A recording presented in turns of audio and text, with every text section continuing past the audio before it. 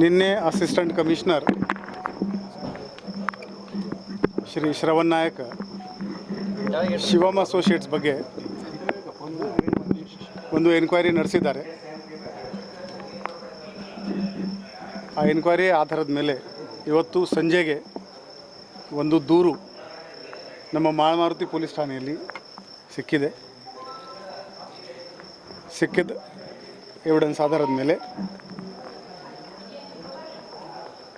Shivam ಅಸೋಸಿಯೇಟ್ಸ್ದು proprietor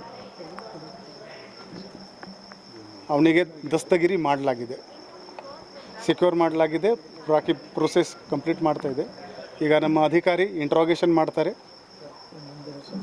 preliminary ಎಸ್ಟಿಮೇಟ್ನಲ್ಲಿ 35,000 ಜನರಿಂದ ದುಡ್ಡು ತಗೊಂಡಿದ್ದಾನೆ. ಈಗ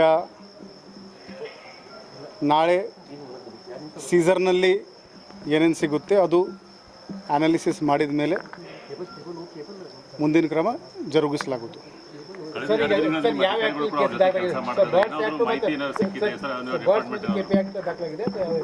ಈ ಕೇಸ್ KPID ಆ್ಯಕ್ಟ್ ಸೆಕ್ಷನ್ ಮತ್ತು ಬರ್ಡ್ಸ್ ಆ್ಯಕ್ಟ್ ಸೆಕ್ಷನ್ ಪ್ರಕಾರ ದಾಖಲೆ. ಈ ಮೇನ್ ಓನರ್ ಮತ್ತು ಅವನದು ಸಹಕಾರಿಗಳು.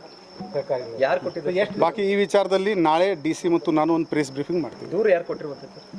ನಮ್ಮ ಅಸಿಸ್ಟೆಂಟ್ ರಿಜಿಸ್ಟ್ರಾರ್ ಕೋಆಪರೇಟಿವ್ ಸೊಸೈಟಿ. ಈಗ ಈ ವಿಚಾರದಲ್ಲಿ ನಾಳೆ ಒಂದು ಪ್ರೆಸ್ ಬ್ರೀಫಿಂಗ್, ಯಾಕೆಂದರೆ ಈ ಕೆಲಸ DC, ಜಿಲ್ಲಾಡಳಿತ, ಪೊಲೀಸ್ ಇಲಾಖೆ, ರೆವಿನ್ಯೂ ಇಲಾಖೆ ಎಲ್ಲ ಸೇರಿಕೊಂಡು ನಾವು ಮಾಡಿದ್ದೀವಿ. ಇದರ ಬಗ್ಗೆ ನಾಳೆ ನಾವು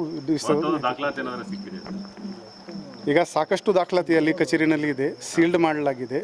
ಈಗ ಇವರದು ಎನ್ಕ್ವೈರಿ ಮಾಡಿಕೊಂಡು ಏನೇನು ಎಲ್ಲಿ ಇಟ್ಟಿದ್ದಾನೆ ಅದು ಪ್ರಕಾರ ಅವನ ಹೇಳಿಕೆ ಪ್ರಕಾರ ಮುಂದೆ ನಾಳೆ ಸೀಸರ್ ಮಾಡ್ತಾರೆ. ಈಗ ಒಬ್ಬರಲ್ಲ ಇಬ್ಬರಲ್ಲ 35,000 ಜನರು ಠೇವಣಿ ಹಣ ಇದೆ. ಸೊ ಏನು ಹೇಳ್ತೀರಿ? ಯಾಕಂದರೆ ಒಂದು ರಾತ್ರಿಯಲ್ಲಿ ಸಾಕಷ್ಟು ಜನ ಆತಂಕಕ್ಕೊಳಗಾಗ್ಬೋದು, ಲಕ್ಷಾಂತರ ರೂಪಾಯಿ ದುಡ್ಡು ಇಟ್ಟಿದ್ದಾರೆ. ಈಗ ಡಿಟೇಲ್ಡ್ ಇನ್ವೆಸ್ಟಿಗೇಷನ್ ಮಾಡಬೇಕಾಗುತ್ತದೆ. ರೈಟ್ ನಾವು ಈ 30,000 ಫಿಗರ್ ಕೂಡ ಎಷ್ಟು ಕರೆಕ್ಟ್ ಇದೆ ಅದು ನೋಡಬೇಕು ನಾವು. ಅದು ಎಲ್ಲ ವಿವರವಾದ ಅನಾಲಿಸಿಸ್ ಮಾಡಿದ ಮೇಲೇ ಎಷ್ಟು ಜನ ಎಷ್ಟು ದುಡ್ಡಿದೆ ಅದು ಎಲ್ಲ ಮಾಹಿತಿ ಸಿಗುತ್ತೆ.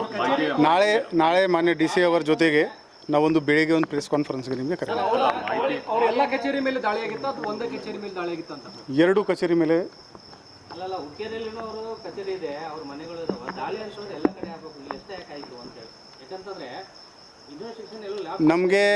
ನಮಗೆ ಎಷ್ಟು ಮಾಹಿತಿ ಇದೆ ಅದರ ಪ್ರಕಾರ ಕ್ರಮ ಜರುಗಿಸಲಾಗಿದೆ. ಕೇಳು ಬಂದಿದೆ ಅಂತ ಬೇರೆ ವಿಚಾರ ಇರುತ್ತೆ. ಪಕ್ಕಾ ಇನ್ಫಾರ್ಮೇಷನ್ ಮಹಾರಾಷ್ಟ್ರದಲ್ಲಿ ಇದೆ ಅಂತ ನಾವು ಕೇಳಿದ ಮೇಲೆ ಒಂದು ಅಡ್ರೆಸ್ ಇಲ್ಲ.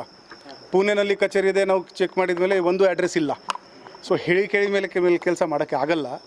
ಏನೇನು ಮಾಹಿತಿ ಬರ್ತಾ ಇದೆ ಸಿಗ್ತಾ ಇದೆ ಅದರ ಮೇಲೆ ಕ್ರಮ ಜರುಗಿಸಲಾಗುತ್ತದೆ. Thank you.